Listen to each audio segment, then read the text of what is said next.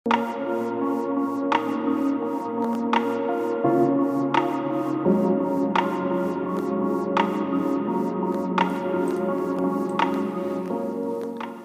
суух тавтай морил би бол хөтлөгч Инхбат.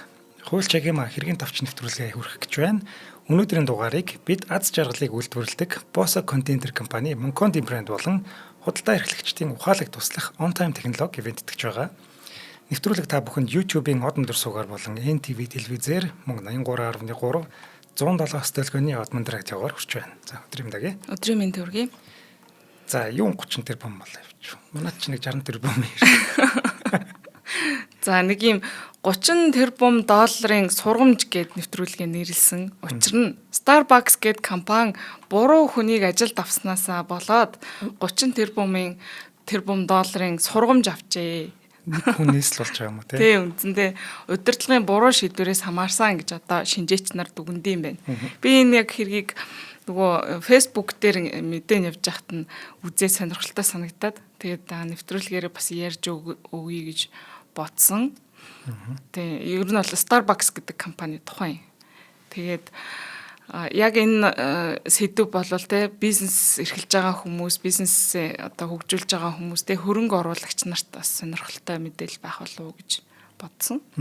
Хэргийн товчоос ч өмнө нэг Starbucks-ийн хэрэг орж ирсэн те. Starbucks-ийн тийм тэр хэрэг бол нэг Starbucks-ийн татварын схемийн талаар байсан юм. Татварын схем. Энэ удаа бол ерөөсөө одоо үргэлжилсээр байгаа шахуу асуудлын 23 24 онд гарсан асуудал байхгүй.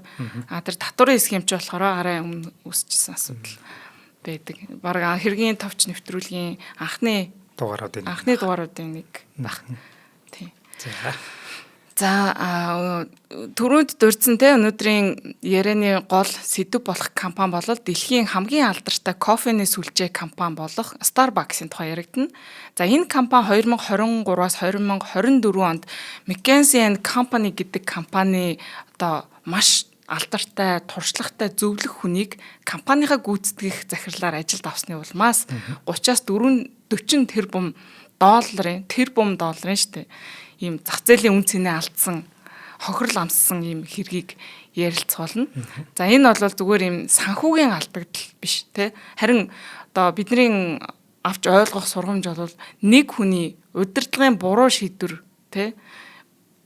Иннээс болоод ингээд хичнээн хэмжээний үр дагаврууд үүсдэг вэ гэдэг талаар ярилцсан. Яг ганц удирдлагын шийдвэрээс гадна үйл ажиллагааных нь алдаа, дээрээс нь үүнээс үүдсэн олон нийтийн эсэргүүцэл, улс төрийн нөлөө гээд олон хүчин зүйл бол нөлөөсөн гэдэг талаар хоёлаа ярих юм байна. За өнөөдрийн дугаарыг хоёлаа олон улсын албан ёсны их сурвалжуудаас за тухайлах юм бол Business Insider, New York Times, Forbes, Bloomberg зэрэг ийм мэдээллийн их сурвалжуудаас авч бэлтгэсэн байгаа. За тэгээд дээрээс нь Starbucks компани өөрсдийнх нь олон нийтэд зарладаг санхүүгийн тайлан мэдээллүүдийг бас авсан тоон үзүүлэлтүүдийг ярилцгаалнаа. За Starbucks компани 2023 оны 4 сараас 2024 оны 8 сар хүртэл энэ 17 сарын хугацаанд одоо энэ компани зах зээлийн үнц нь 110 тэрбум ам доллароос 70 тэрбум 74 тэрбум доллар хүртлээр буурж унсан. Энэ бол энэ том giant компанийн хувьд бол маш том уналт байсан, сүйрэл болсон. За тэгэд энэ алдагдал бол зүгээр хувьцааны үн унтсан ингээд болцсон юм биш. Бүр ингээд компанийн өөрийнх нь дотоод үйл ажиллагаа нь маш эмх замбраагүй байдалд орсон. Ажилчдын эсэргүүцэл одоо хүмүүс гадаад амьдарч байгаа хүмүүс мэдэх бах. Starbucks компани ажилчид нөгөө ажил хаялт зарлж исэн, бойкот хийсэн, хэрэглэгч нар нь Starbucks-ыг cancel дий гэж маш том юм явсан. За тэгээд дээрэс нь Starbucks-тай өрсөлдөгч компаниуд яг энэ үеэр маш хүчтэй олноороо гарч ирсэн байдаг. За тэгээд дээрэс нь мэдж байгаа те нөгөө нэг татварын маш олон хориг мориг арга хэмжээнүүд дэлхийд дахиар явлаа шүү дээ. Энэ зэрэг маш олон зүйл нэг дор ингээд нөлөөлөд би бас бодоод л яг үнэхээр энэ хүн дангаараа буруу шийдвэр яг байгаа. Гэхдээ бас яг юм игзэгтэй айгу хүнд үед бас таарсан хүн юм болоо хөөрхи азгүй ч юм уу те.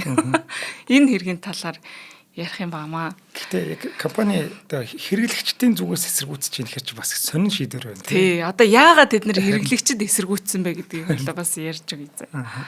За Starbucks гэдэг компани түүхийг товчгоо эргээд саная.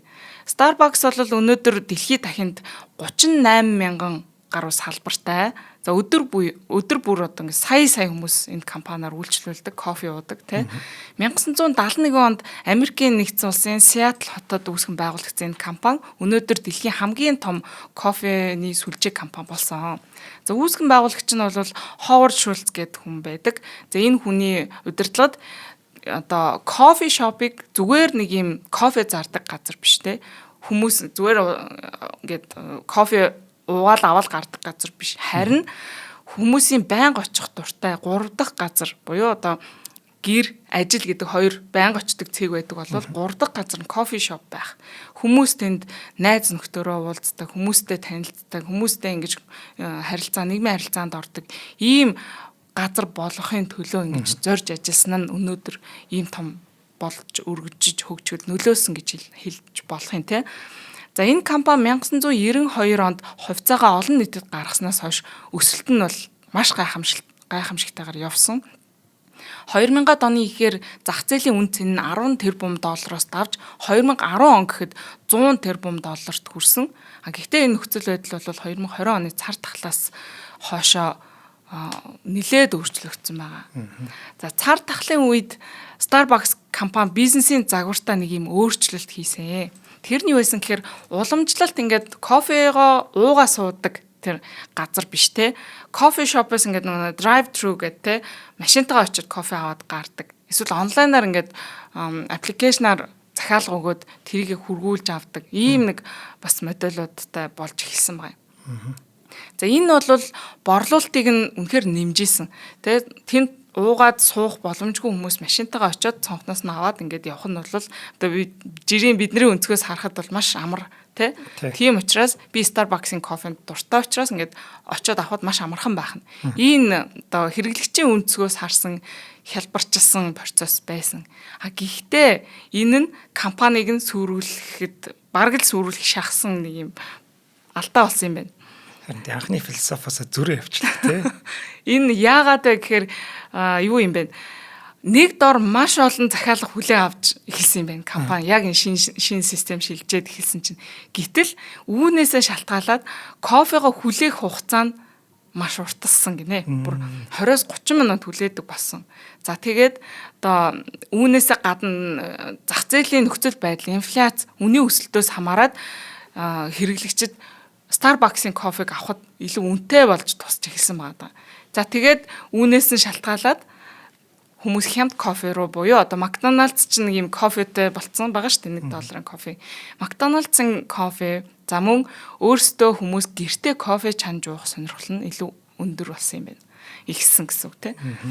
За тэгээд 2022 онд Starbucks компани гүйцэтгэх захирал байсан Кевин Джонсныг солиод Ховард Шульц өөрөө дахин компанийнхаа төр гүйцэтгэх захирлыг хийсэн ч гэсэн одоо яг энэ үүсэдсэн санхүүгийн хүндрэлийг шийдэж чадаагүй юм байна.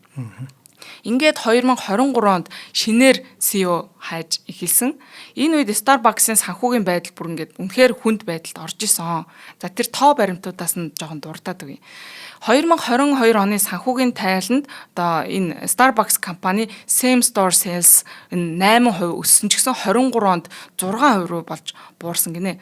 Одоо same store sales гэдэг нь юу хэлж ийм гэхээр эдийн засгийн агуулгаараа одоо нэг дэлгүүрийн хувьд нэг ийм эсвэл бүсэд байгаа кофе шопос салбарын хувьд те өмнөх жилийн борлуулалтыг яг одоогийн борлуулалттай ингээ харьцуулсан судалгаа байхгүй. Өмнөх жилийн мөн үеийг өнөөгийн яг энэ үетэйгээ харьцуулахаар борлуулалтын хувь нь өсөж гин үү багасж гин үү гэдэг энэ эдийн засгийн нэг юм харьцуулсан үзүүлэлтийг хэлж байгаа. За энэ нь 2022 оны санхүүгийн тайланд 8%-аар өсөж харагдсан ч гэсэн 23 онд нь 6% руу ороод буурсан юм байна. Нэг жилийн дотор 6% буурсан гэсэн үг тийм. За тэгээд бас нэг маш том нөлөө бол хятад дахь өрсөлдөөн нь маш их ихсэн гэж байна. Starbucks-ийн энэ зах зээлийн хамгийн том хэрэглэгч нь хятадд байт юм. Хятадч айгүй кофе ч шүү дээ. Ер нь солонгосчууд ч гэсэн тий. Тэгэд хятадтай бодлоо нөгөө Luckin Coffee гэд мэдхүү. Одоо манай Монголд орж ирээгүй байгаа шиг санагдах юм. Эсвэл ороод ирсэн юм болов? Лак нөгөө ерс кофе уудгүй юм. За тэгээ нөгөө хөх цэнхэр логотой нэг Luckin Coffee гэд байдаг. Энэ Luckin Coffee гэд компани хятадд Starbucks-ийн бүр маш хүчтэй гол өрсөлдөгч нь болж гинт цайлууд гараад ирсэн. 2023 онд тус улсад хятадд Starbucks-ыг оо дэлгүүрийнхаа тоороо бүр эрс давсан гэж байгаа байхгүй. Luckin Coffee-гийн салбар нь нийтдээ хятад даяараа 26 мянга байхад Starbucks-ийн 8 мянга байсан гэж байна. Тэгэхээр чин энийг давхад бол маш хэцүү болж эхэлж байгаа. Тэгээд орлогоороо ч гэсэн ингээд давж эхэлсэн хятадд. Тэгээд тэдний чинь нэгээрээ Starbucks орлогоо алдсан. Luckin Coffee-гийн үнэн дээрээс нь Starbucks-ийн кофегоос 30% хямд байдаг. Тэгэхээр чинь хамаагүй хямдах. Тийм. Тэгэхээр чинь энэ өрсөлдөөн бол маш амар ширүүн болж Starbucks-ийн хувьд үнэхээр бас нокаутанд л орох хэмжээний болсон гэсэн үг те.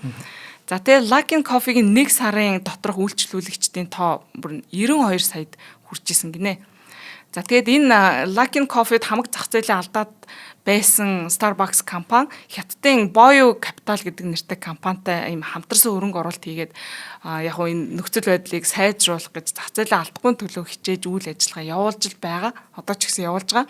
2025 оны 12 сарын байдлаар ихэд яг нэмэлт хөрөнгө оруулалт хийж энэ үнийн бодлоготой өөрчлөлт хийсний улмаас борлуулалтын орлого нь 11% өссөн ч гэсэн юугаар дийлэхгүй вэ гэхээр Luckin Coffee гэдэг компани 29 мянган салбартай өрсөлдөж чадахгүй байгаа. Одоо алдагдaltaй хөрөөл байгаа гэсэн үг тийм. Тэгээ Америкийн нэгдсэн улсад бас үнийн дарамтын асуудал маш хүндээсэн. Нөгөө Америкийн нэгдсэн улсад энэ кофений зах зээлд үн өссөн шалтгаан нь бол нөгөө Бразилийн кофений импортод 50% татвар ногдуулчихсан. За тэгэнгүүт ингээд кофений үн чинь 30% өсөө явчихж байгаа. Тэгэхээр нөгөө ашигтай үйл ажиллагааны маржин чинь ингээд буураад эхэлчихэж байгаа байхгүй. Тэгэхээр Starbucks-ийн кофений үн өндөр байхаас өөр аргагүй. Тэгэхгүй бол энэ компани чинь ингээд явж чадахгүй болно гэсэн. Тэгэхээр өндөр байгаад байна. Ер нь бол цаашдаа Starbucks-ийн кофе өсөх магадaltaй л харагдаж байгаа юм лээ. Одоо ч гэсэн.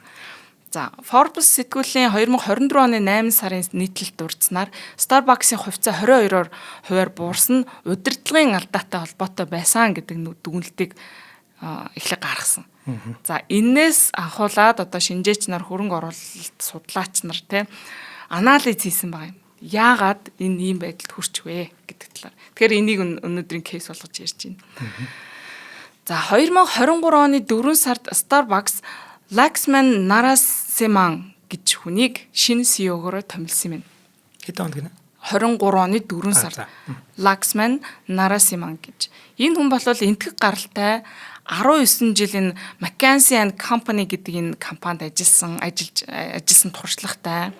За PepsiCo Global компанид одоо нөгөө Chief commercial officer хийдэг байсан.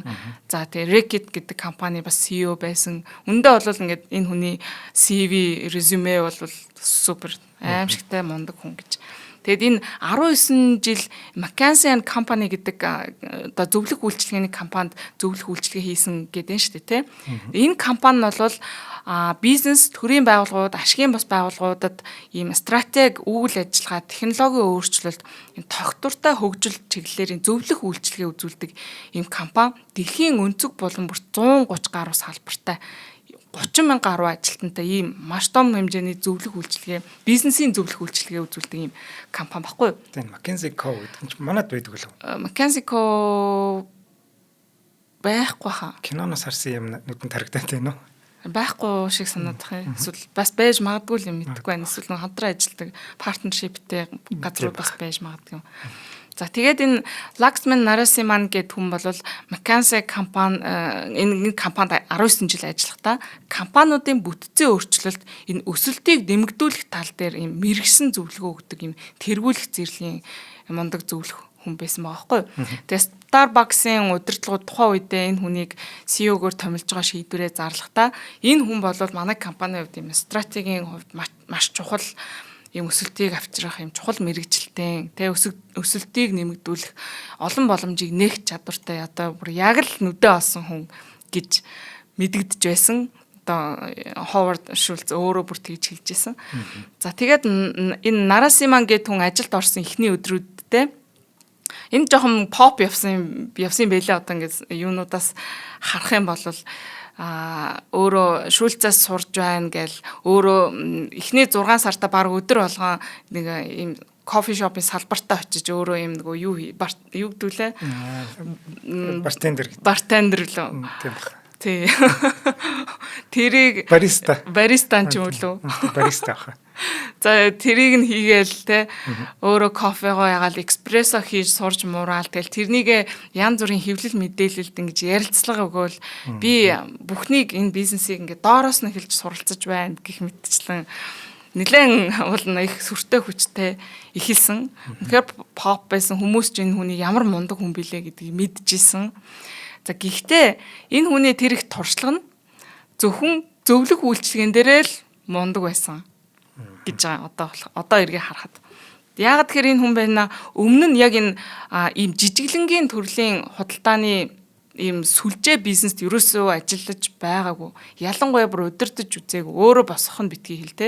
Багт нь байж үзээгүй юм. Яг энэ тал дээр туршлагагүй хүн байсан байгаа байхгүй.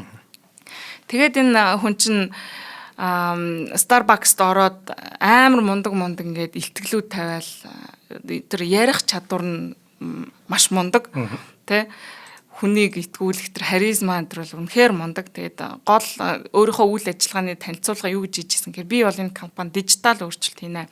Бүтцийн зохион байгуулалтыг шинчилнэ. AI-д суурилсан юм үйл ажиллагааны таамаглал дэвшүүлж тэрэн дээрээ суурилсан оновчтой үйл ажиллагаа явуулнаа гал амар мундаг юм ярьсан байхгүй юу? Тэгтээ энэ хүн байна эргээд харахад ингээд ерөөсөө энэ Starbucks гэдэг компани жижиглэнгийн энэ борлуулалтын өдөр тутмын үйл ажиллагааг нь ерөөсөө ойлгоогүй байна гэдэг байгаа байхгүй юу? Тий сая уг нь бэлтгэл хийгээд байсан юм шүү. Тий уул нь бэлтгэл хийгээл бол тэндээ ажиллаад байгаа боловч яг асуудал нь юун дээр үүсээд байна вэ гэдгийг ерөөсөө ойлгоогүй байна гэдэг байгаа байхгүй юу? Манай хаашиг зүгээр нэг зураг даруулчаа тэгээ явцсан юм байна л та. Бараг ч тэгсэн юм уу хаашаа те.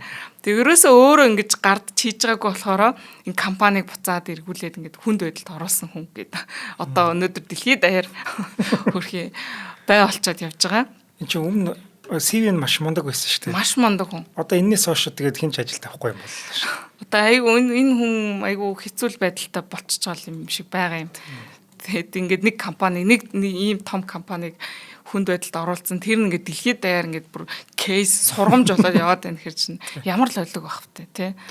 За тэгээд энэ хүний хийсэн тэр нөгөө айхтар дижитал шилжилт те брендинг шинжилэл энэ төргээд гой үгсээр нь тайлбарладаг байсан энэ процессууд нь те шинжилэлүүд нь яг өдөр тутмын амьдрал дээр кофе шопуудад юу авчирсан бэ гэхээр нэг бариста ингээд дараалаад 40 захиалга ингээд бүр ингээд авчихсан байдаг. Бүр бүгднийг ингээд 40 захиалга нь ирсэн. Ухсруулаад бүгднийг хийх хэрэгтэй. За дээрэс нь нэмэх нь ингээд 17 төрлийн ингээд сүү гэж байгаа. 17 төрлийн сүү тоо томшгүй юм сироп, найрлага одоо бүр ингээд амар их галцсан байлээ. Тий, нэг тийм юм болсон. За тэгээд бүр хитрхийн олон тийм кастом захиалга авах боломжтой болгоцсон юм байна л да одоо ингээд би одоо энэ дээр нь баг сахарнаас нь тэдэн ширхгийн нэтэр яасан тэр нэг кастом захиалга нь бүр ингээд маш юм замбраагүй гэх юм уу хитрхи болж эхэлсэн. За тэгээд нэг ажилтан юм 3 платформ дээрээс зэрэг захиалга авч гүйцэтгэх шаардлагатай ийм болсон. Нөгөө алдартай дижитал шилжилт нь ийм болж гисэн. Тэгэхээр нөгөө энэ манай мундаг зөвлөхийн яриад байсан онл бол яг бодит амьдрал дээр бууж ирэхтэй кофе шоп нь ерөөсө бодит ачаалал дийлэхгүй хэмжээний ийм ачааллыг авчирсан гэсэн. Тийм байна. Тийм. Нөгөө Starbucks кофений гол зарчим одоо байх ёстой шүү дээ хүмүүс тэнд кофе авах гэж очиж байгаа. Кофегоо хурдан шуурхаа тэгээд зөв тэ ингээд доктортой ингэж гаргаж явах ёстой байсан. Энэ механизм алдагдаад ихсэн гэсэн үг.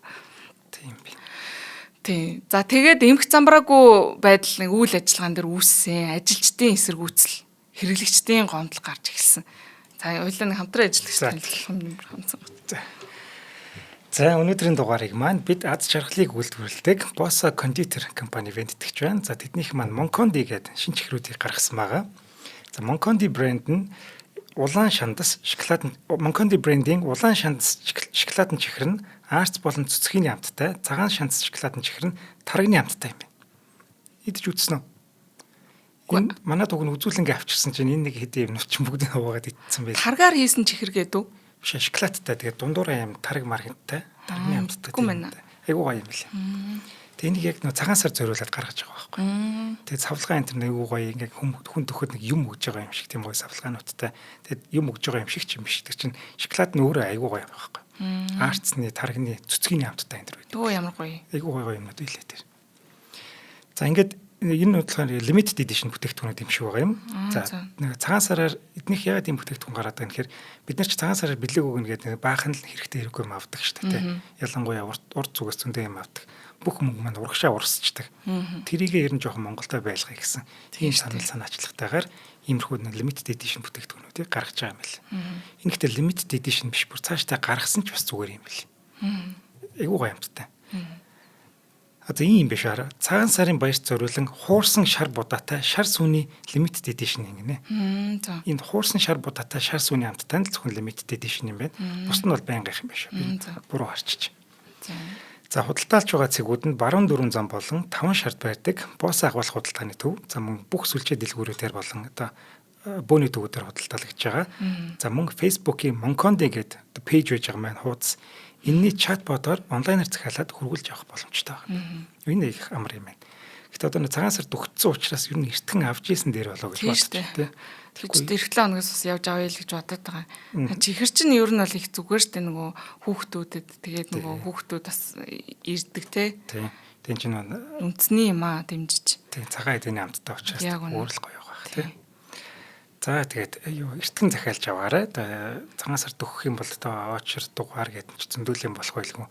Өнөөдөр хүргэлтээ дуудсан бол 7 хоногийн дараа ярддаг ч юм уу. Шинийн 5-нд хүрээд ивэл бас онцгүй юм болох.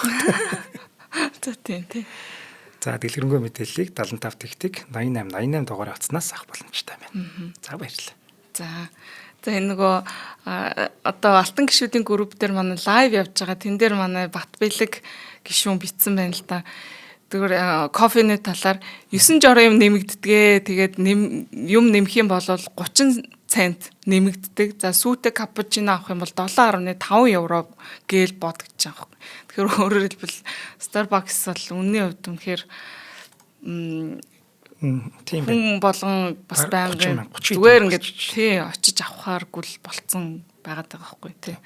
Өмнө чинь нэг сүүтэй кофе, хар кофе жижиг том гэдэг л одоо би бол мэдээд байгаа байхгүй. Зин сайн нэг кино үзсэн чи юу үзэж вэ тэр юу захиал. Харин би ч мэдэхгүй тийсэн шидтэй юмтай л байдаг юм байна. Тэгт чинь large black хэлцдэг байсан чи venti enter гэж хэлдэг болсон чинь бүр ядаргаа юм байна. Тэгснээс зүгээр сая сүтээ цогох юм. За ингээд Нарасима гэдэг энэ хүний удирдлаганд ор Starbucks-ийг үйл ажиллагаа уламд орцсон. Тэгээд нэг захиалганаасаа болж байна. За хүлээлгийн хугацаа энэ дэр бас бичсэн байна. Бараг цаг хүлээсэн гэж бичсэн баг шиг байсан түрүүнд. Юу гсэн ч үгүй. Тэгэж кофе аавч гэж хүмүүс юу авахтай те. Тэгээд Business Insider-гээ сэтгүүлийн 2024 оны 8 сард гарсан нийтлэлд энэ Колумбус хотын Starbucks-т ажиллаж исэн нэг хүн ярилцлага өгсөн байна л да. Би одоо бүр үнэхээр бүр цаашид төвчж чадахгүй болоод ажилласаа гарсан гэсэн агуулгатай ярилцлага өгсөн нь олон нийтэд нэлээд төгсөн юм байна. Яагаад хүн бүр төвчж чадахгүй болсон бэ гэхээр те. Ер нь бол Starbucks-т ажиллах хүн олдгоо байсан гэж байгаа байхгүй. Шалтгаан нь эдгээр чинь цагийн $15 цалин авдаг юм байна. За тэгээд дээрэс нь ажиллах цагийн хуваар нь ерөөсө тогтмол тодорхой биш гинэ. Зарим 7 хоногт 19 цаг ажилладаг бол зарим 7 хоногт бүр 37 цаг ингэж ажиллах шаардлагатай байна. Нэг шифт нь үү? Тий. Үгүй нэг шифт нь биш. 7 хоногийн цаг ажлын цаг. Нөгөө ажилласнараа тооцож 7 хоногоор цалин авна шүү дээ, тий. Тооцоор нь тэр нь ингээд ийм тодорхойгүй. Тэгэхээр одоо заримдаа их ажиллаад, заримдаа бага ажиллаад ингээд ийм цагийн хуваарийн хувьд бол ийм ороо босгаа гэх юм уу. Тийм чинь ирээдүйн төлөвлөгөө гарах боломжгүй болчихсон. Харин тэр хүмүүс чи яаж одоо би энэ 7 хоногт хэдэн цаг ажиллана, энэ 7 хоногт тэгж ажиллана амьдрын гэдэг энэ нэгэ гаргахад айгүй хэцүү болж гисэн байна. Тэгэхээр энэ байдал бол мэдээж ажилчдыг тогтвор сууршилтай ажиллахад маш хүнд болгож эхэлнэ. Ойлгомжтой тий. За тэгээд ажилчдын нөгөө нэг turnover гэж нэг рейт гаргадаг штэ нөгөө оролт гаралтын төвшин. Тэгээд гэтэл энэ оролт гаралтын за яг нэг миний санджаагаар оролт гаралтын төвшин чинь нэг 25-30% байх юм бол нормал те орж байгаа хүн гарч байгаа хүний ингээд харьцаа нь. Энэ компани хувьд оролт гаралтын түвшин бүр маш өндөр бас гинэ. Тэгэд 2025 онд энэ асуудлыг шийдэхээр зарим арга хэмжээ авсан ч гэсэн одоо ч гэсэн шийдэгдээгүй л гэсэн байна. Turnover-ын 60% төрсөн гэж байна. Тэгэхээр ч тал нь байхгүй болоод байна л гэсэн үг шүү дээ. Ингээ харьцуулахад ингээд за сараар нь авч үзлээ гэхэл 60% нь ингэж солигдоод байнгын солигдолттой явж байна гэсэн үг ажилчдынх нь гэж бодохоор л бас айхтар байна шүү дээ. Тэгээд за цагийн $15 гэж байна. Америкт иймэрхүү ажлын хөлс нь ер нь бол нэг $12-оос $20 байдаг юм шиг байна. Одоо Монгол төгрөгөөр бодох юм бол 35-аас 40 мянган төгрөг юм уу да тий. Манай Монголд бол харьцуулахад бага л юм шиг байгаа юм. 5,000-аас 10,000 төгрөг гэдэг юм шиг үлээ шүү дээ цагийн хөлс нь. Гэхдээ би бас сайн мэдэхгүй байна. Ямар ч гэсэн Монголтай харьцуулахад энэ $15 гэдэг үнийн өндөр юм шиг сонсогдож байгаа боловч Америктай бол энэ өрөөсөө өндөр тоонд орохгүй. Яг тэгэхээр өртгөн өндөр. Түрүүний Батбэлийн хэлдгээртэй нэг кофе авахад $7.5 еврогоор аваад ахаар чинь юу гэсэн үг вэ? $15 гэдэг чинь те айгу бага цалин байна гэж үздсэн байна. Тэгээ дээрэс нь маш их ачаалалтай. 2022 оны Америк нэгдсэн улсын Starbucks-ийн ажилчдын 25% нь ажилд орсноосоо эхний 60 хоногт гардаг байсан гинэ. 2 сар болол тэгээ пандемикийн өмнөхөөсөө 10%-аар өндөр болсон юм байна гэд энэ хүний удирдлагад ирэх яг тэр үеэр л юм шиг байгаа юм. Тэгээ энэ бол мэдээж тэр цалин ажлын цагийн хуваар ачаалалтай холбоотой гэж. За тэгээд хэрэглэгчдийн гомдол бол маш өндөр өссөн. Төрөний хэлсэн нэгдүгээрт үнэн нь маш өндөр байсан. За тэгээд хүлээлт маш удаан. Хүлээгээл тэгэхээр ч одоо хин тэгж цагаа алдаал байж байхыг хүсэх үү? Нэг бариста 40 кофе хийж байгаа байхгүй. Тий. Тэр чинь кофе хэр хурдан гардаг юм? 5-10 минут болно үстэй. За нэг 5-10 болгоо л үү. За 5 минут гэж бодоход тэгвэл цагт 12 кофе гарах байхгүй. Тий. Тэгэхээр чинь 40 дэх кофений эзэн бол баг 3-4 цагийн дараа кофе авах гэдэг шүү дээ. Тий. Тэгээ онлайн захиалга баахан хүлээгдчихсэн авчихсан. Фэнстэ бүр айгүй хэцүү. Би нөгөө Англид байхдаа нэг юм бас юуны хоолны газар ажилладаг байсан. Бас яг онлайнаар ингэ захиалга ирдэг. Дэрэрэн гэдэг нэг юм дуурдیں۔ Тэрхэнгүүд нөгөө нэг захиалга ирж байгаа юм ингээ гарч ирдэг, биелэн гарч ирдэг. Тэгээ тэрнийхэн дагуу захиалгуудаа бэлддэг байхгүй.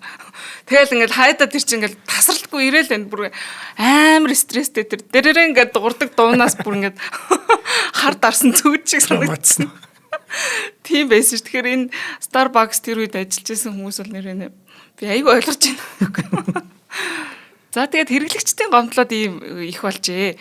За тэгээ өрсөлдөөн маш их нэмэгдсэн ба. Хямд кофенууд хажуугаар нь орж ирсэн. McDonald's $1 кофе, тэр Dunkin Donuts-ийн хямд сонголтуудтай кофе гэх мэтчлийн өрсөлдөөнүүд гарч ирсэн.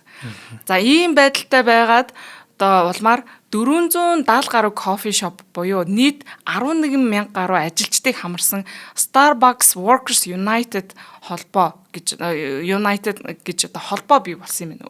Одоо ажилчдын холбоо манайхаар нөгөө үйлдвэрчний эвлэлийн хороо мороо гэдэг шиг те. Ийм холбоо ажилчдын холбоо байгуулагджээ.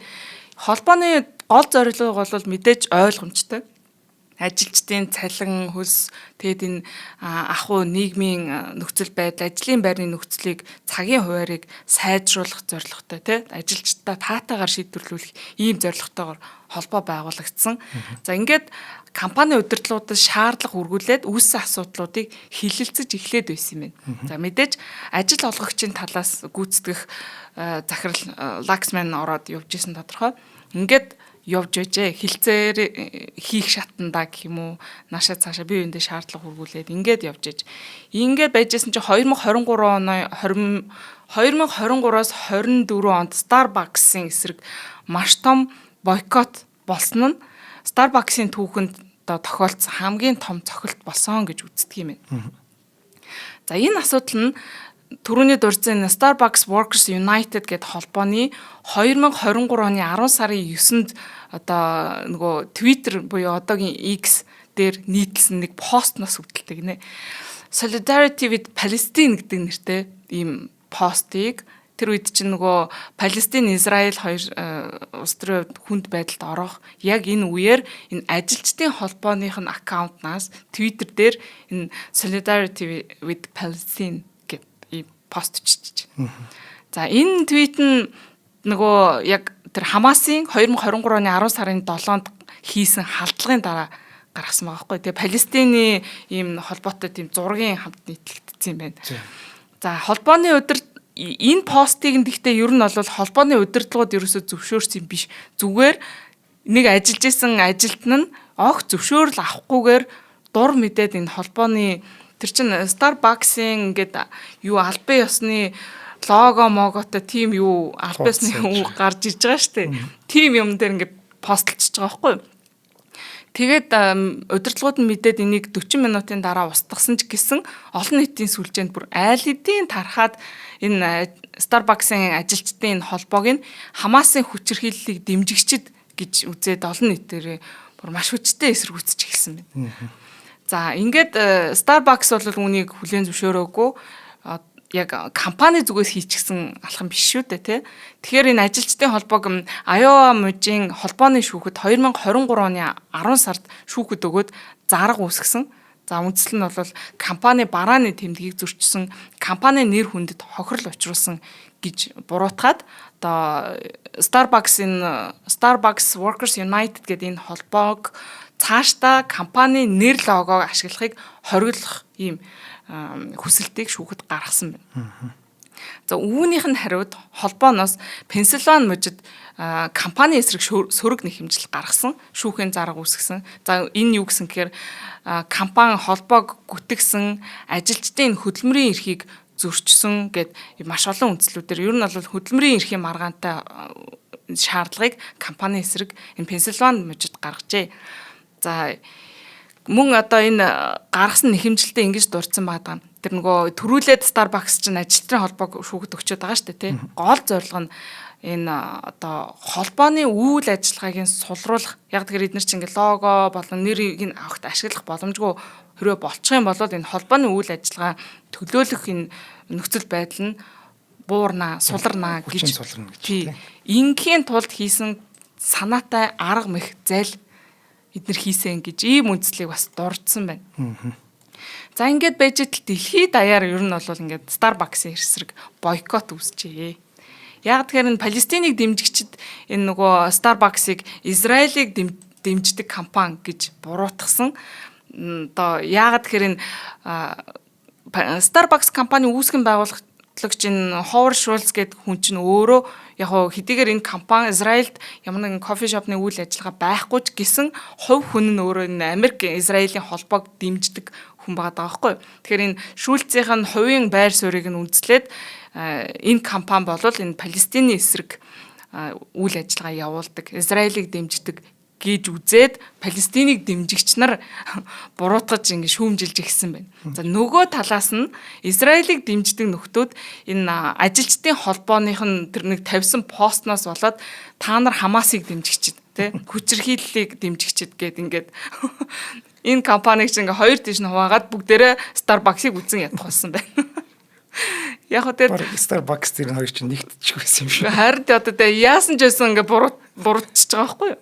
Тэгээ Starbucks компани яг мэдгдэл хийгээд манай компани ямар ч тийм улс төрийн байр суурь байхгүй бид нар улс төрийн юунд ямар ч холбоо байхгүй гэд мэдгдсэн ч гэсэн энэ бойкотыг юусоо зогсоож чадаагүй юм байна. Энэ одоо олон нийтийн шүүмжлэл энэ улс төрийн тэгээ Израиль Палестин гэсэн энэ хуваагдлаас үүдээд санхүүгийн хувьд энэ компанид маш их үр дагавар хохирлыг авчирсан гэж үздэг юм байна. Vox сэтгүүлийн 2023 оны 12 сарын 13-нд гарсан нийтлэлд компани зах зээлийн үнэлгээ 11 тэрбумаар тэр үед буурсан гинэ. Энэ нь зөвхөн энэ төр бойкот энэ төрөйтэй гэж тайлбарлах юм бол мэдээж үүнээс гадна бас тэр борлуулалт буурсан нь өөр нөхцөл байдал байна л да. Тэр нөгөө үн өсөж байгаа чинь асар том нөлөө болчихж байгаа байхгүй тий. За тэгээд компани ингээ санхүүгийн хувьд хүнд байдалд ороод ирэхээр юу нь яадаг вүлээ? Цомхтол хийж эхэлсэн. Дэлхийд даяар ингээд аюулгүй олон газруудад кофе шопуудаа хаасан, ажилчдаа цөөлсөн ийм асуудал болсон. Гэхдээ энэ нь одоо буцаагаад энэ дэлхийд даяар салбартай компаниуд нэр хүндэд нь дахиад нэмээд сөргөөр нөлөөлж эхэлсэн байна. Тэстэ мурдахын хазгаа байна. Тэстэ юу ч хийсэн буруудчихад байгаа байхгүй. Компанийн хувьцаа нь шууд ингээл тийм га унж эхэлж जैन. Борлуулалт нь дахиад ингээ буурч जैन. За ажилчид ажилчдаас гаргасан шүүхийн маргаан бүр ингээд тухайн үед яг бүр 500 гаруй өсчихсэн. Хууль бусаар халсан гэдэг маргаанууд. Тэгэл тэнд ерөөсө хууль бусаар халсан нөхөн төлбөр өгөөгүй гэдэг шүүхийн маргаануудтай нэр гэж гарч эхэлсэн байгаа юм л да. Үнэхээр энэ компаниг бол нэр ингэж хүнд байдалд оруулжээ. За үүнээс гадна бас нэг юм маргаан дахиад олон нийтийн дунд шууган тариад амжсан нь 2023 оны 6 сард ажилчдын холбоо Starbucks гэдэг компаниг нөгөө Pride сар гэж болдог штэ одоо нөгөө LGBT-с ингээ баах үсгтэй. Энэ Pride сарын чимэглэлийг хоригсон. Нөгөө Starbucks-ууд чинь яг энэ Pride сарын үеэр чимэглээд ингээд нэг юм баяр celebration хийдэг те. Нөгөө өнгөгийн солонгон өнгийг ингэж чимэглэдэг. Энийг нь хоригсон юм байна. Одоо чимэглүүлэхгүй гэдэг юм мэдээж эн чинь зардал шүү дээ буцаагаад те. За гэтэл энэ дээр одоо ажилчдын холбоо хүчтэй эсэргүүцсэн байгаа. Энийг чимэглүүлсэнгүй гэд. Холбооны мэдээлэлээр бол доор хаяж 21 мужид кофе шопын менежерүүд нь энэ Pride туг чимэглэл авахыг хоригдсан. Эсвэл ингээ аваад тавьсан байсан юмыг авч хайсан гинэ. За үүнийгээ тайлбарлахдаа брендийн дүр төрхтэй нийцэхгүй. За тэгээд өөр дэлгүүрүүдэд энэ Pride-тай холбоотойгоор эсэргүүцэл бас тэрийг чинь дэмждэггүй хүмүүс бас байгаа шүү дээ, тэ. Энэ хүмүүс чинь бас орж ирээд дургуцаад байдаг болохоор ч гэдэм үү. Ийм аюулгүй байдал талаасаа бас тэгээд дээрэс нь энэ тэр чимэглэлийг ингэж тогтжуулах цаг зав тэ ажилчдын энэ ингээ хангалтгүй байна энэ гэсэн маш олон шалтгааныг дурдаад чимэглүүлээгүй ингэнэ. За тэгсэн чинь энэ нь ингээ 150 гаруй дэлгүүрт 3000 нөгөө кофе шопод 3000 гаруй ажилчид ингээд ажлаа хайсан юм 7 хоногийн ажил хаялт зарлахад хүргэсэн. Гэхдээ энэ сүүлийн кейс дээр бол би Starbucks-ын талд байна. Энэ хараа ингээд байгаа байхгүй. Биднийг зөвшөөрөөж биднийг ингээч гэл эдгээр тийх ямар ч шаардлагагүй болчиход шүү дээ одоо. Заавал бүр нэг юм батлах гал нотлох гал олон нийтэд үүсдэггүй зарлаад бүр ядаргаа болоодгүй тий. Сонирхолч нь тийм бол зүгээр тэгээд тэрэгээрээ л яваач тий. Би чамайг яах ч заавал дэмжих албатай юм шиг ингээд тий байдаг нэг бас сүүлийн үед хадуураа явчихад нөгөө кинон дээр бас нэг заавал нэг LGBT-тэй холбоотой нэг тийм хэсэгнүүд заавал ордог болчихжээ одоо. Ялангуяа бүр Disney бүр солиорсон. Айгүй ядаргаатай. Одоо энэ нэг юм бойлох хэрэгтэй. За хадуураа явцгаалаа. За тэгээд компани болоод бид нар ерөөсөө энэ тэ LGBT им QIA юу лээ. Энэ айгүй олон үгтэй. Энийг ерөөсөө бид нар эсэргүүцдэггүй тий. Ерөөсөө бид нар бодлогоо өөрчлөөгүй. Дэмждэг хэвээрэл байгаа гэж мэдгдсэн ч гэсэн одоо энийг LGBT дэмжигч нар та нар худлаа ярьж гин бодит амьдрал дээр та нар одоо тий дэмжээгүй эсэргүүцсэн чимэглүүлээгүй гэдэг гих маяг ингээд эсэргүүцэл үзүүлж ажил хаялт зарласан байна. Энэ нь ингээд ядаж байхад гэх юм уу би одоо эсрэг яриад байна те. Тэд нар чинь амар их маш том community энэ бол. Тэгэхээр эднэр чинь ингээд дуугаа олцаад гэх юм уу Starbucks-ийн эсрэг хүчтэй дуу хоолой гаргаж байсан гэсэн. За тэгээ шүүхийн тал дээр Америкийн нэгдсэн улсын хөдөлмөрийн харилцааны зөвлөл гэж бол байдаг юм байна. За эндээс Starbucks-ыг ажилчдын одоо нөгөө холбооны эсрэг шудраг бос хууль бос үйл ажиллагаа явуулсан байна гэж үзээд үндсэндээ энэ зарга 2025 онд дууссан байгаа. Тэгээд Википедиа дээр бичигдсэнээр бол энэ маргаан одоо ч гэсэн маш олон улсын шүүмжлэлийг дагуулсаар л байгаа нэг юм явж байгаа процесс байна. Тэгээд энэ Starbucks гэдэг компани яг тэр хэсэг хугацаанд брэнд нь асар нэр хүндээ алдсан тэ санхүүгийн хохирол амссан энэ үйл явдлууд бол маш олон нөлөөтэй байсан нь өмнөөс харагдаж байгаа. Тэр улс төрийн хүмүүсийн үзэл бодол байна. Тэгээд дээрэс нь тэр нөгөө шинжиллийн бодлогууд нь байна. За үүнийгээ дагаад санхүүгийн үйл ажиллагаа нь доголдоод ирсэн учраас тэрнтэй холбогдуулаад авсан арга хэмжээнүүд нь байна. Ингээд бүгдээрээ энэ компаниг бүр хүнд байдалд оруулсан. За ивент тэтгэгчид танилцуулъя. За худалдаа эрхлэгчдийн ухаалаг туслах On Time технологи компани өнөөдрийн дугаарыг ивент тэтгэж байна. За On Time нь хүнсний дэлгүүр худалдаа эрхлэгчдэд зориулсан кассийн програм, кассийн тоног төхөөрөмж юм байна. За Эм банктай хамтраад шимтгэл багтай банкны карт уншигч эргэлтийн хөрөнгийн зээлийг онлайнаар олох үйлчилгээ үзүүлж байгаа гинэ. За on time-ийн гол онцлог нь хэрэглэгчдийнхээ өдөр тутмын үйл ажиллагааг нарийн судлаад тэдний хэрэгцээнд бүрэн нийцсэн бүтээгдэхүүн үйлчлэгээ санал болгодгоороо бусдаас ялгардаг. За on time програмыг Монгол орон даяар байдаг 6, 8 нэрийн хүнсний дэлгүүрүүдийн 50% буюу 2 дэлгүүр тутмын нэг нь ашиглаж байгаа юм байна. За on time-ыг сүүлийн 6 сар хэрэглэж байгаа бол 100 сая төгрөг хүртэлх зээлийг ямар ч материал бүрдүүлэхгүйгээр банкнд очихгүйгээр байгаа газраасаа M-Business аппликейшнаар авах боломжтой гэж. За энэ бол яг эргэлтийн хөрөнгө татгаж байгаа, эргэлтийн хөрөнгө байхгүй болцсон энэ үед бол маш хэрэгтэй зээл байгаа. За мөн тус аппликейшнаасаа шимтгэл багтаа банкны карт уншигчаа захиалаад байгаа газраа хүргүүлэн авах боломжтой юм байна. За та хараахан on time кассын програмыг хэрэглэж болж амжаагүй байгаа бол on time гэсэн Facebook-ийн хуудас руу чат бичгэд хангалттай юм байна. За дэлгэрэнгүй мэдээлэл авмаар байвал 77 77 34 44 дугаараа утаснаас болон за Central Tower-ын 708 тооц дээр очиод уулзах боломжтой юм байна. За баярлалаа. За тэгээд энэ бүх үйл явдлаас дүгнэх юм бол нөгөө алдартай манай зөвлөх Нарасиман гэж хүн Starbucks компани удирдлагыг хүлээн авснаасаа хойш яг авахт нь хүндэрж байсан авснаасаа хойш яг энэ тулгамдаад байсан асуудлуудыг ерөөсөө шийдэж чадаагүй дээр компанийн санхүүгийн нөхцөл байдал асар хурдтайгаар уруудж эхэлсэн байна. За тэгээд түрүүнд нэвтрүүлгийнх нь дурдсан санхүүгийн шинжээч нар энэ хөрөнгө оруулалтын мэрэгчлэнүүдийн дүнэлтээр удирдлагын алдаа гол шалтгаан байсан гэж өнөөдрийг хүртэл дүгнэж байгаа юм байна. За тэгээд медиум сэтгүүлд мэдээлснээр компани бол ойролцоогоор 30 тэрбум $, алдагдал яг үүнээс болоод амссан гэж мэдээлсэн байдаг. За тэгээд 2024 оны 8 сард Starbucks компани гүйцэтгэх захирал энэ Laxman Narasimhan ажлаа нэн даруй хүлээлгэж өгөх болно гэдэг энэ мэдээллийг гаргасан. За тэгээд энэ шинээр гүйцэтгэх захирлаар томилогдох хүнийг шууд зарлцдаг. Brian Nicol гэж хүнийг шууд зарлсан. За ингээд Narasimhan бол зүгээр шууд нэг өдрийн дотор л ингээд ажилласаа чөлөөлөгдсөн байдаг.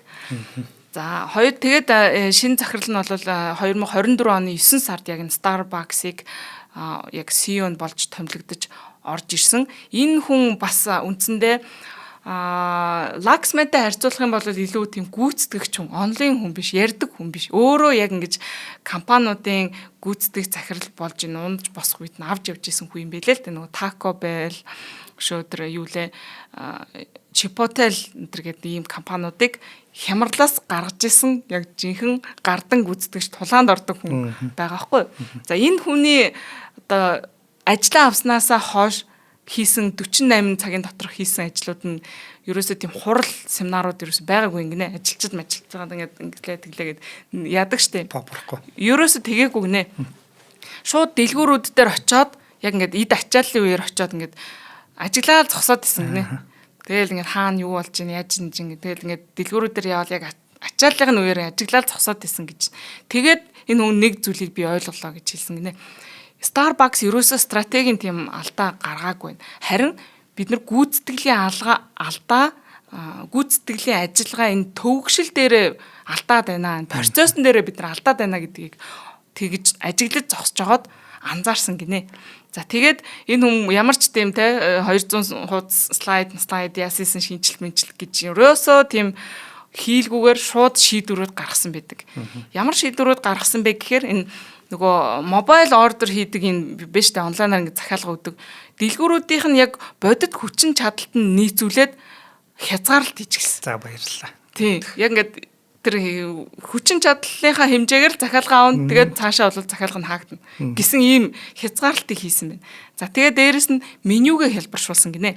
Одоо хитрхи төвөгтэй тэр олон яасан сироп холдог мөлдөг тэр юмнуудыг ингээд хас чаад багасгасан гэж байна.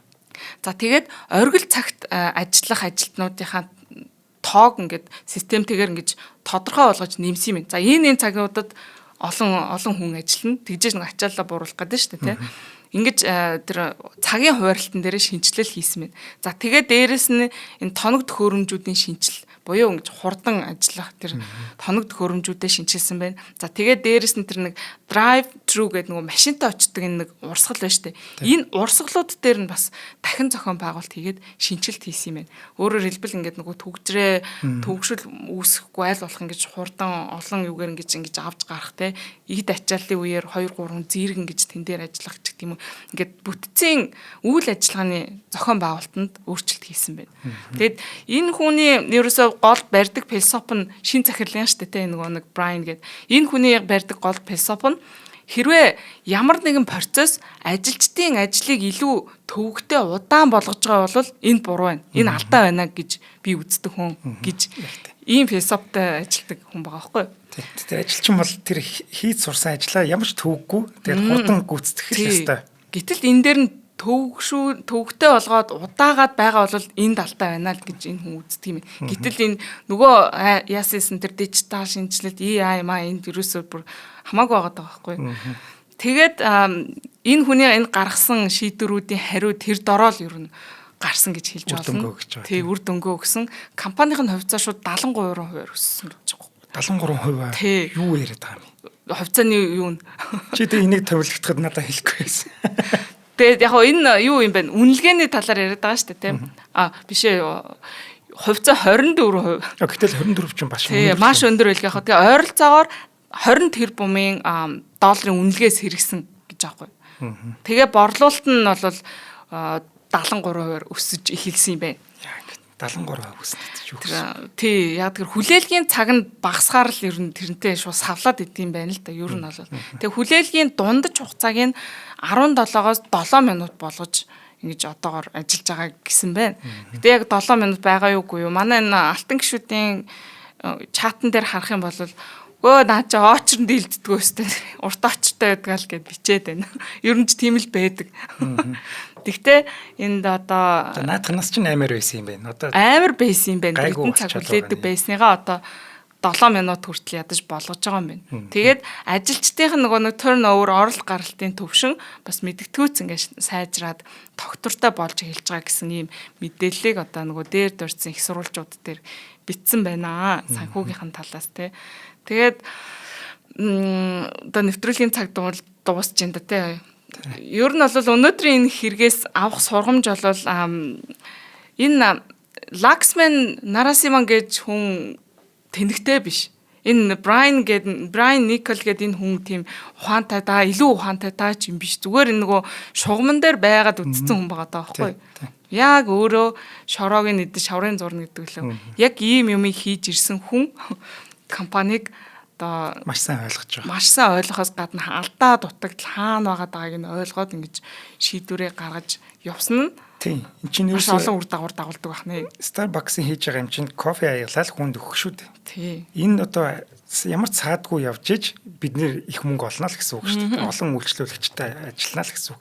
Уг нөгөө Lakshmi чинь Laxman чинь энийг хийгээд зогсоодсэн биз дээ. Харин тий. Сайн найруулагч баахан зураг өгсөн чи тийм нэг баахан л зураг. Харин тий тэгж бол маш их попперсон айгүй олон сонь сэтгүүлүүд дээр гараад л байсан юм байлээ. Тэр вебсайт постмостууд энэ сүрхий. Гэтэл тэр нь нэмэр болоогүй юм уу? Эсвэл тэр фронт дээр ажилласан мөртлөө ойлгоогүй юм уу те? Ямар ч л гэсэн одоо юу туршлагагүй удирдлага л байсан гэдэг нь эндээс харагдаж байна гэсэн үг тий. За манай нэг сонсогч маань 7 минутын очиж тоолчоод ирнэ гэж байна. За тэгээрэй. Тоолоод YouTube-ийн доор комент хэлтээгээрэй. Тий. Яг 7 минут болж гэнэ үгүй юу? Олон нийтийн олон улсын хэвлэл мэдээлэлүүд үн зөв мэдээлэл өгд юм уу? Тий. Би бас дараа тоолж үзэхээс. За баярлалаа. Окей. Ста сонирхолтой гоё мэдээлэл байлаа. За тэр Брайаныг бол яг тэр тим үйлчлэгээ гаргачихсаа гэж би бодож үйлчлэгэж байгаа. Тэрийг нэг анзаарсан болоо гэж бодож байсан чинь яг л анзаарсан байна. Тийм. Чамайг яриад эхлэхэд л 40 ая кофе гэсэн шүү дээ. Хүүшийн чинь юу болоо явуучвал гэж бодсон байхгүй. Харин гэтэл Laxman тэрийг одоо сарсан л баймаар юм. Тэгээд өөрөөр зүтгэж яагаад тий яагаад шийдвэр гаргаад энэ асуудлыг шийдсэнгүй. Тэрнээрээсээ болж алдаа гаргасан гэдэг нь өнөөдөр дэлхийд даянд энэ хүн шүүмжлэгдэхэд хүрээд байж байна. Магад нөгөө дөнгөж ажилд орчоод буруу шийдвэр гаргацсан гэдгээ өөрөө хүлэн зөвшөөрчих юм бол нэр хүнд нь бунна гэж тийм бантсан да тэгээд. Тэстэ мэдгүй юм да. Тэгэл чичирчих шиг боллоо да. За өнөөдрийн дугаарыг маань бид аз жаргалыг үйлдвэрлэдэг Bossa кондитер компани Moncondi брэнд болон худалдаа эрхлэгчдийн ухаалаг туслах On Time технологи компани нэвтрүүлэгч байна. За нэвтрүүлэг та бүхэнд YouTube-ийн од өндөр суугаар болон NTV телевизээр мөн 83.3 170-аас дэлгэний од мөндөр радиогоор хүрсэн. За дараагийн дугаараар уулзъя. За маргааш алтан гишүүдтэйгээ спорт өдрөлөг дээр уулзцгаая. За тэгэхээр баяртай. За баяр. Нэвтрүүлгийг хүлээн авсан Нарны аймгийн монголчуудтай баярлалаа. Од мөндөр сувг нь энэ мэдчлэн таны мэдхүйн мянган нэвтрүүлгийг 2026 оны 7 сарын 1 хүртэл та бүхэндээ хүргэх юм. Их хэлээрээ шинжлэх ухаан танин мэдхүйг түгээхийн үлсэд нэгтгэх хүсвэл та бидэнд хандив өгөх боломжтой. Жилдээ ганцхан удаа 100,000 төгрөгөөр биднийг дэмжснээр шинжлэх ухаан танин мэдхүйг түгээх энэ үйл хэрэг амжилттай үргэлжлэх юм.